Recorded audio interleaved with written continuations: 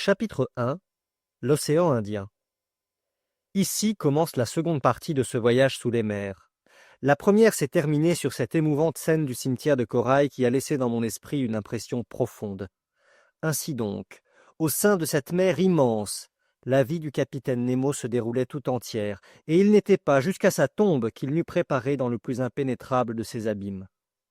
Là, pas un des monstres de l'océan ne viendrait troubler le dernier sommeil de ces hôtes du Nautilus, de ses amis, rivés les uns aux autres, dans la mort aussi bien que dans la vie. Nul homme non plus, avait ajouté le capitaine. Toujours cette même défiance farouche, implacable envers les sociétés humaines. Pour moi, je ne me contentais plus des hypothèses qui satisfaisaient Conseil. Ce digne garçon persistait à ne voir dans le commandant du Nautilus qu'un de ces savants méconnus qui rendent à l'humanité mépris pour indifférence. C'était encore pour lui un génie incompris qui, dans les déceptions de la terre, avait dû se réfugier dans cet inaccessible milieu où ses instincts s'exerçaient librement. Mais à mon avis, cette hypothèse n'expliquait qu'un des côtés du capitaine Nemo. En effet, le mystère de cette dernière nuit pendant laquelle nous avions été enchaînés dans la prison et le sommeil, la précaution si violemment prise par le capitaine d'arracher de mes yeux la lunette prête à parcourir l'horizon, la blessure mortelle de cet homme due à un choc inexplicable du Nautilus, tout cela me poussait dans une voie naturelle. Non, le capitaine Nemo ne se contentait pas de fuir les hommes. Son formidable appareil servait non seulement ses instincts de liberté, mais peut-être aussi les intérêts de je ne sais quelle terrible représailles. En ce moment, rien n'est évident pour moi, je n'entrevois encore dans ces ténèbres que des lueurs, et je dois me borner à écrire, pour ainsi dire, sous la dictée des événements. D'ailleurs, rien ne nous lie au capitaine Nemo. Il sait que s'échapper du Nautilus est impossible. Nous ne sommes pas même prisonniers sur parole. Aucun engagement d'honneur ne nous enchaîne. Nous ne sommes que des captifs, que des prisonniers déguisés sous le nom d'hôtes par un semblant de courtoisie. Toutefois, Ned Land n'a pas renoncé à l'espoir de recouvrer sa liberté. Il est certain qu'il profitera de la première occasion que le hasard lui offrira. Je ferai comme lui, sans doute. Et cependant, ce ne sera pas sans une sorte de regret que j'emporterai ce que la générosité du capitaine nous aura laissé pénétrer des mystères du Nautilus. Car enfin, faut-il haïr cet homme ou l'admirer? Est-ce une victime ou un bourreau? Et puis, pour être franc, je voudrais, avant de l'abandonner à jamais, je voudrais avoir accompli ce tour du monde sous-marin dont les débuts sont si magnifiques. Je voudrais avoir observé la complète série des merveilles entassées sous les mers du globe. Je voudrais avoir vu ce que nul homme n'a vu encore quand je devrais payer de ma vie cet insatiable besoin d'apprendre. Qu'ai-je découvert jusqu'ici? Rien, ou presque rien, puisque nous n'avons encore parcouru que 6000 lieues à travers le Pacifique. Pourtant, je sais bien que le Nautilus se rapproche des terres habitées, et que si quelque chance de salut s'offre à nous, il serait cruel de sacrifier mes compagnons à ma passion pour l'inconnu. Il faudra les suivre, peut-être même les guider. Mais cette occasion se présentera-t-elle jamais? L'homme, privé par la force de son libre arbitre, la désire, cette occasion, mais le savant, le curieux, la redoute.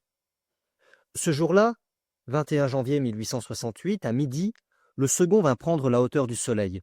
Je montai sur la plateforme, j'allumai un cigare, et je suivis l'opération. Il me parut évident que cet homme ne comprenait pas le français, car plusieurs fois je fis à haute voix des réflexions qui auraient dû lui arracher quelques signes involontaires d'attention s'il les eût comprises. Mais il resta impassible et muet. Pendant qu'il observait au moyen du sextant un des matelots du Nautilus, cet homme vigoureux qui nous avait accompagnés lors de notre première excursion sous-marine à l'île Crespo, vint nettoyer les vitres du fanal. J'examinai alors l'installation de cet appareil dont la puissance était centuplée par des anneaux lenticulaires disposés comme ceux des phares et qui maintenaient sa lumière dans le plan utile. La lampe électrique était combinée de manière à donner tout son pouvoir éclairant. Sa lumière, en effet, se produisait dans le vide, ce qui assurait à la fois sa régularité et son intensité. Ce vide économisait aussi les pointes de graphite entre lesquelles se développe l'arc lumineux. Économie importante pour le capitaine Nemo qui n'aurait pu les renouveler aisément. Mais dans ces conditions, leur usure était presque insensible. Lorsque le Nautilus se prépara à reprendre sa marche sous-marine, je redescendis au salon. Les panneaux se refermèrent, et la route fut donnée directement à l'ouest. Nous sillonnions alors les flots de l'océan Indien, vaste plaine liquide d'une contenance de 550 millions d'hectares, et dont les eaux sont si transparentes qu'elles donnent le vertige à qui se penche à leur surface. Le Nautilus y flottait généralement entre 100 et 200 mètres de profondeur. Ce fut ainsi pendant quelques jours. À tout autre que moi, pris d'un immense amour de la mer, les heures eussent sans doute paru longues et monotones. Mais ces promenades quotidiennes sur la plateforme où je me retrempais dans l'air vivifiant de l'océan, le spectacle de ces riches eaux à travers les vitres du salon, la lecture des livres de la bibliothèque, la rédaction de mes mémoires, employaient tout mon temps et ne me laissaient pas un moment de lassitude ou d'ennui. Notre santé, à tous, se maintenait dans un état très satisfaisant. Le régime du bord nous convenait parfaitement, et pour mon compte, je me serais bien passé des variantes que Ned Land, par esprit de protestation, s'ingéniait à y apporter. De plus, dans cette température constante, il n'y avait pas même un rhume à craindre. D'ailleurs, ce madréporaire dendrophilier connu en Provence sous le nom de fenouil de mer, et dont il existait une certaine réserve à bord, eût fourni avec la chair fondante de ses polypes une pâte excellente contre la toux. Pendant quelques jours, nous vîmes une grande quantité d'oiseaux aquatiques, palmipèdes, mouettes ou goélands. Quelques-uns furent adroitement tués, et préparés d'une certaine façon, ils fournirent un gibier d'eau très acceptable. Parmi les grands voiliers, emportés à de longues distances de toute terre et qui se reposent sur les flots des fatigues du vol, j'aperçus de magnifiques albatros aux cris discordants comme un braiement d'âne, oiseaux qui appartiennent à la famille des longipènes. La famille des totipalmes était représentée par des frégates rapides qui pêchaient prestement les poissons de la surface, et par de nombreux phaétons ou pailles en queue, entre autres ce phaéton à brun rouge, gros comme un pigeon, et dont le plumage blanc est nuancé de tons roses qui font valoir la teinte noire des ailes. Les filets du Nautilus rapportèrent plusieurs sortes de tortues marines, du genre carré à dos bombé, et dont l'écaille est très estimée. Ces reptiles, qui plongent facilement, peuvent se maintenir longtemps sous l'eau en fermant la soupape charnue située à l'orifice externe de leur canal nasal. Quelques-uns de ces carrés, lorsqu'on les prit, dormaient encore dans leur carapace, à l'abri des animaux marins. La chair de ces tortues était généralement médiocre, mais leurs œufs formaient un régal excellent. Quant aux poissons, ils provoquaient toujours notre admiration quand nous surprenions à travers les panneaux ouverts les secrets de leur vie aquatique. Je remarquai plusieurs espèces qu'il ne m'avait pas été donné d'observer jusqu'alors. Je citerai principalement des ostracions particuliers à la mer Rouge, à la mer des Indes et à cette partie de l'océan qui baigne les côtes de l'Amérique équinoxiale. Ces poissons, comme les tortues, les tatous, les oursins, les crustacés, sont protégés par une cuirasse qui n'est ni crétacée ni pierreuse, mais véritablement osseuse. Tantôt elle affecte la forme d'un solide triangulaire, tantôt la forme d'un solide quadrangulaire. Parmi les triangulaires, j'en notai quelques-uns d'une longueur d'un demi-décimètre, d'une chair salubre, d'un goût exquis, bruns à la queue, jaunes aux nageoires, et dont je recommande l'acclimatation même dans les eaux douces, auxquelles d'ailleurs un certain nombre de poissons de mer s'accoutument aisément. Je citerai aussi des ostracions quadrangulaires, surmontées sur le dos de 4 gros tubercules, des ostracions mouchetées de blanc sous la partie inférieure du corps, qui s'apprivoisent comme des oiseaux, des trigones, pourvus d'aiguillons formés par la prolongation de leur croûte osseuse et auxquels leur singulier grognement a valu le surnom de cochon de mer, puis des dromadaires à grosses bosses en forme de cône, dont la chair est dure et coriace. Je relève encore sur les notes quotidiennes tenues par Maître Conseil certains poissons du genre tétrodon, particuliers à ces mers, des spanglériens au dos rouge, à la poitrine blanche, qui se distinguent par 3 rangées longitudinales de filaments, et des électriques longs de 7 pouces, parés des plus vives couleurs. Puis, comme échantillons d'autres genres, des ovoïdes semblables à un œuf d'un brun noir, sillonnés de bandelettes blanches et dépourvus de queue. Des diodons, véritables porcs-épics de la mer, munis d'aiguillons et pouvant se gonfler de manière à former une pelote hérissée de dards. Des hippocampes communs à tous les océans. Des pégases volants à museau allongé auxquels leurs nageoires pectorales, très étendues et disposées en forme d'ailes, permettent sinon de voler, du moins de s'élancer dans les airs. Des pigeons spatulés, dont la queue est couverte de nombreux anneaux écailleux. Des macroniates à longue mâchoire, excellents poissons longs de 25 cm et brillant des plus agréables couleurs. Des calliomores livides, dont la tête est rugueuse, des myriades de blandis sauteurs rayés de noir aux longues nageoires pectorales, glissant à la surface des eaux avec une prodigieuse vélocité, de délicieux vélifères qui peuvent tisser leurs nageoires comme autant de voiles déployées au courant favorable, des curtes splendides auxquelles la nature a prodigué le jaune, le bleu céleste, l'argent et l'or, des trichoptères dont les ailes sont formées de filaments, des cottes toujours maculés de limon, qui produisent un certain bruissement, des trigles, dont le foie est considéré comme poison, des baudians, qui portent sur leurs yeux une œillère mobile, enfin, des soufflets, au museau long et tubuleux, véritables gobe-mouches de l'océan, armés d'un fusil, que n'ont prévu ni les chassepots, ni les Remington, et qui tuent les insectes en les frappant d'une simple goutte d'eau. Dans le 89e genre des poissons classés par la CEPED, qui appartient à la seconde sous-classe des osseux, caractérisée par un opercule et une membrane bronchiale, je remarquai la scorpène, dont la tête est garnie d'aiguillons et qui ne possède qu'une seule nageoire dorsale. Ces animaux sont revêtus ou privés de petites écailles suivant le sous-genre auquel ils appartiennent. Le second sous-genre nous donna des échantillons de didactyles longs de 3 à 4 décimètres, rayés de jaune, mais dont la tête est d'un aspect fantastique.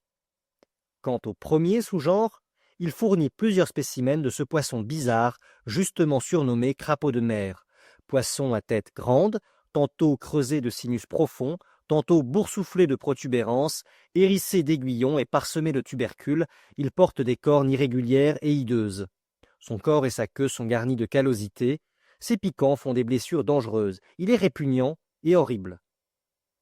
Du 21 au 23 janvier, le Nautilus marcha à raison de 250 lieues par 24 heures, soit 550 000, ou 22 000 à l'heure. Si nous reconnaissions au passage les diverses variétés de poissons, c'est que ceux-ci, attirés par l'éclat électrique, cherchaient à nous accompagner. La plupart, distancés par cette vitesse, restaient bientôt en arrière. Quelques-uns, cependant, parvenaient à se maintenir pendant un certain temps dans les eaux du Nautilus. Le 24, au matin, par 12 degrés 5 minutes de latitude sud et 94 degrés 33 minutes de longitude, nous eûmes connaissance de l'île Keeling, soulèvement madréporique planté de magnifiques cocos et qui fut visité par M. Darwin et le capitaine Fitzroy. Le Nautilus prolongea à peu de distance les accords de cette île déserte. Ses dragues rapportèrent de nombreux échantillons de polypes et d'échinodermes et des tests curieux de l'embranchement des mollusques. Quelques précieux produits de l'espèce des dauphinules accrurent les trésors du capitaine Nemo, auxquels je joignis une astrée punctifère, sorte de polypier parasite souvent fixé sur une coquille. Bientôt, l'île Keeling disparut sous l'horizon et la route fut donnée au nord-ouest vers la pointe de la péninsule indienne. « Des terres civilisées, me dit ce jour-là Ned Land. Cela vaudra mieux que ces îles de la Papouasie, où l'on rencontre plus de sauvages que de chevreuils. Sur cette terre indienne, monsieur le professeur, il y a des routes, des chemins de fer, des villes anglaises, françaises et hindoues. On ne ferait pas 5000 sans y rencontrer un compatriote. Hein? Est-ce que le moment n'est pas venu de brûler la politesse au capitaine Nemo? Non, Ned, non, répondis-je d'un ton très déterminé. Laissons courir, comme vous dites, vous autres marins. Le Nautilus se rapproche des continents habités. Il revient vers l'Europe. Qu'il nous y conduise. Une fois arrivés dans nos mers, nous verrons ce que la prudence nous conseillera de tenter. D'ailleurs, je ne suppose pas que le capitaine Nemo nous permette d'aller chasser sur les côtes de Malabar ou de Coromandel, comme dans les forêts de la Nouvelle-Guinée. Eh bien, monsieur, ne peut-on se passer de sa permission? Je ne répondis pas au Canadien, je ne voulais pas discuter. Au fond, j'avais à cœur d'épuiser jusqu'au bout les hasards de la destinée qui m'avait jeté à bord du Nautilus. À partir de l'île Keeling, notre marche se ralentit généralement. Elle fut aussi plus capricieuse et nous entraîna souvent à de grandes profondeurs. On fit plusieurs fois usage des plans inclinés que des leviers intérieurs pouvaient placer obliquement à la ligne de flottaison. Nous allâmes ainsi jusqu'à 2 ou 3 kilomètres, mais sans avoir jamais vérifié les grands fonds de cette mer indienne que les sondes de 13 000 mètres n'ont pas pu atteindre. Quant à la température des basses couches, le thermomètre indiqua toujours invariablement 4 degrés au-dessus de zéro. J'observai seulement que dans les nappes supérieures, l'eau était toujours plus froide sur les hauts fonds en pleine mer. Le 25 janvier, l'océan étant absolument désert, le Nautilus passa la journée à sa surface, battant les flots de sa puissante hélice et les faisant rejaillir à une grande hauteur. Comment, dans ces conditions, ne l'eût-on pas pris pour un cétacé gigantesque? Je passai les 3/4 de cette journée sur la plate-forme. Je regardai la mer. Rien à l'horizon. Si ce n'est vers 4 heures du soir, un long steamer qui courait dans l'ouest à contrebord. Sa mâture fut visible un instant, mais il ne pouvait apercevoir le Nautilus trop ras sur l'eau. Je pensais que ce bateau à vapeur appartenait à la ligne péninsulaire et orientale qui fait le service de l'île de Ceylan à Sydney, en touchant à la pointe du Roi George et à Melbourne. À 5 heures du soir, avant ce rapide crépuscule qui lie le jour à la nuit dans les zones tropicales, Conseil et moi, nous fûmes émerveillés par un curieux spectacle. Il est un charmant animal dont la rencontre, suivant les anciens, présageait des chances heureuses. Aristote, Athénée, Pline, Oppien avaient étudié ses goûts et épuisé à son égard toute la poétique des savants de la Grèce et de l'Italie. Ils l'appelèrent Nautilus et Pompilius. Mais la science moderne n'a pas ratifié leur appellation et ce mollusque est maintenant connu sous le nom d'argonaute. Qui eût consulté Conseil eût appris de ce brave garçon que l'embranchement des mollusques se divise en 5 classes. Que la première classe, celle des céphalopodes, dont les sujets sont tantôt nus, tantôt testacés, comprend 2 familles, celle des dibranchiaux et des tétrabranchiaux, qui se distinguent par le nombre de leurs branchies. Que la famille des dibranchiaux renferme 3 genres, l'argonaute, le calmar et la seiche, et que la famille des tétrabranchiaux n'en contient qu'un seul, le nautile. Si après cette nomenclature, un esprit rebelle eût confondu l'argonaute, qui est acétabulifère, c'est-à-dire porteur de ventouses, avec le nautile, qui est tentaculifère, c'est-à-dire porteur de tentacules, il aurait été sans excuse. Or, c'était une troupe de ces argonautes qui voyageaient alors à la surface de l'océan. Nous pouvions en compter plusieurs centaines. Ils appartenaient à l'espèce des argonautes tuberculés qui est spéciale aux mers des Indes. Ces gracieux mollusques se mouvaient à reculons au moyen de leur tube locomoteur en chassant par ce tube l'eau qu'ils avaient aspirée. De leurs 8 tentacules, 6, allongés et amincis, flottaient sur l'eau, tandis que les 2 autres, arrondis en palme, se tendaient au vent comme une voile légère. Je voyais parfaitement leurs coquilles spiraliformes et ondulées que Cuvier compare justement à une élégante chaloupe. Véritable bateau, en effet.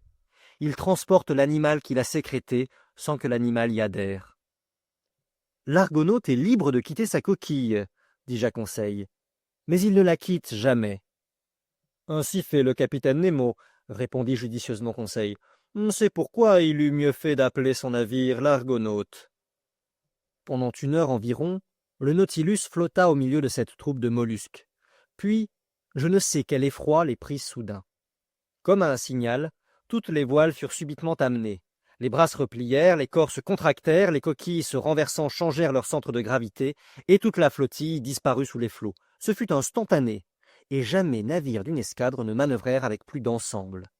En ce moment, la nuit tomba subitement, et les lames, à peine soulevées par la brise, s'allongèrent paisiblement sous les précintes du Nautilus. Le lendemain, 26 janvier, nous coupions l'équateur sur le 82e méridien et nous rentrions dans l'hémisphère boréal.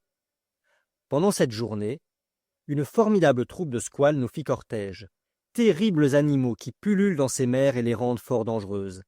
C'étaient des squales philipps au dos brun et au ventre blanchâtre, armés de 11 rangées de dents, des squales œillés dont le cou est marqué d'une grande tache noire cerclée de blanc qui ressemble à un œil, des squales Isabelle à museau arrondi et semé de points obscurs.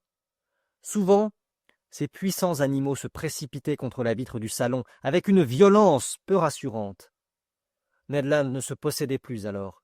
Il voulait remonter à la surface des flots et harponner ces monstres, surtout certains squales émissoles dont la gueule est pavée de dents disposées comme une mosaïque, et de grands squales tigrés longs de 5 mètres qui le provoquaient avec une insistance toute particulière. Mais bientôt le Nautilus, accroissant sa vitesse, laissa facilement en arrière les plus rapides de ces requins. Le 27 janvier, à l'ouvert du vaste golfe du Bengale, nous rencontrâmes à plusieurs reprises spectacles sinistres, des cadavres qui flottaient à la surface des flots. C'étaient les morts des villes indiennes, charriés par le Gange jusqu'à la haute mer, et que les vautours, les seuls ensevelisseurs du pays, n'avaient pas achevé de dévorer. Mais les squales ne manquaient pas pour les aider dans leur funèbre besogne. Vers 7 heures du soir, le Nautilus à demi immergé navigua au milieu d'une mer de lait. À perte de vue, l'océan semblait être lactifié. Était-ce l'effet des rayons lunaires? Non, car la lune, ayant 2 jours à peine, était encore perdue au-dessous de l'horizon dans les rayons du soleil. Tout le ciel, quoique éclairé par le rayonnement sidéral, semblait noire par contraste avec la blancheur des eaux.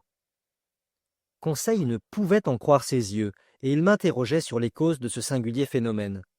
Heureusement, j'étais en mesure de lui répondre. C'est ce qu'on appelle une mer de lait, lui dis-je, vaste étendue de flots blancs qui se voit fréquemment sur les côtes d'Amboine et dans ses parages. Mais, demanda Conseil, monsieur peut-il m'apprendre quelle cause produit un pareil effet, car cette eau ne s'est pas changée en lait, je suppose. Non, mon garçon, et cette blancheur qui te surprend n'est due qu'à la présence de myriades de bestioles infusoires, sortes de petits vers lumineux, d'un aspect gélatineux et incolore, de l'épaisseur d'un cheveu, et dont la longueur ne dépasse pas 1/5 de millimètre. Quelques-unes de ces bestioles adhèrent entre elles pendant l'espace de plusieurs lieues. Plusieurs lieues! S'écria Conseil. Oui, mon garçon, et ne cherche pas à supputer le nombre de ces infusoires. Tu n'y parviendrais pas, car si je ne me trompe, certains navigateurs ont flotté sur ces mers de lait pendant plus de 40 milles. Je ne sais si Conseil tint compte de ma recommandation, mais il parut se plonger dans des réflexions profondes, cherchant sans doute à évaluer combien 40 000 carrés contiennent de cinquièmes de millimètre. Pour moi, je continuais d'observer le phénomène. Pendant plusieurs heures, le Nautilus trancha de son éperon ses flots blanchâtres, et je remarquai qu'il glissait sans bruit sur cette eau savonneuse, comme s'il eût flotté dans ces remous d'écume que les courants et les contre-courants des baies laissaient quelquefois entre eux. Vers minuit, la mer reprit subitement sa teinte ordinaire, mais derrière nous, jusqu'aux limites de l'horizon, le ciel réfléchissant la blancheur des flots sembla longtemps imprégné des vagues lueurs d'une aurore boréale.